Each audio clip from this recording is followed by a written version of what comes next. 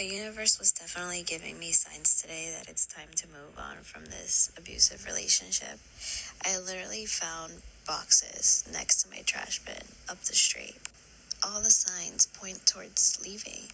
And to be honest, I'm more mad than hurt.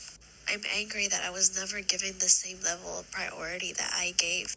And now that I'm done, he wants me to believe that I can't do it on my own. He must have forgotten who I am. So you could read that on the screen. It says day 4 of leaving a 10-year relationship. And I'm not saying that she was dealing with a narcissist, y'all. Toxic, abusive, yes. Narcissist, who knows? And of course, if you knew her, I'm actually a diagnosed narcissist. Hear what she said at the end? She's like, she never got out. She never got out of the relationship what she put in, which sounds like she was in a toxic, narcissistically abusive relationship. Because the more you put in, the less you get out. You will never, like narcissistic people, toxic people, abusive people, never reciprocate what you are given to them.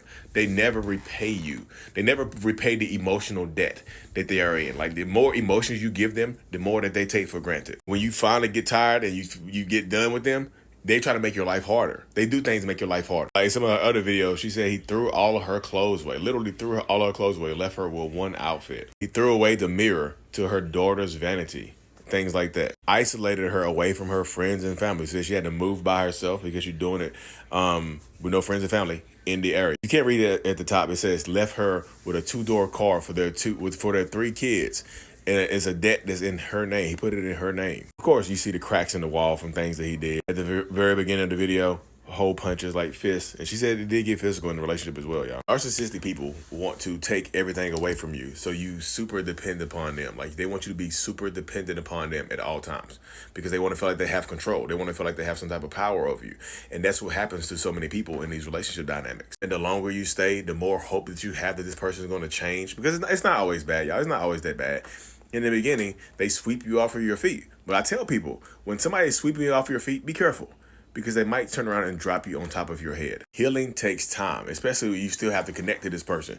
If you go look at some of her other videos, she says like, oh, he said he's not gonna pay child support. He gonna make it hard on me financially because I'm leaving.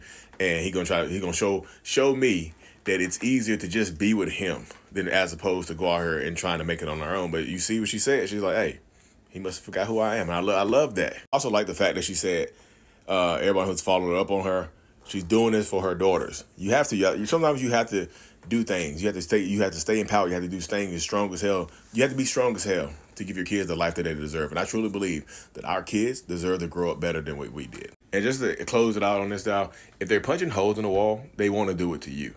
That's an intimidation tactic. That's a narcissistic bully right there. Make sure you sub to the channel, and I appreciate y'all.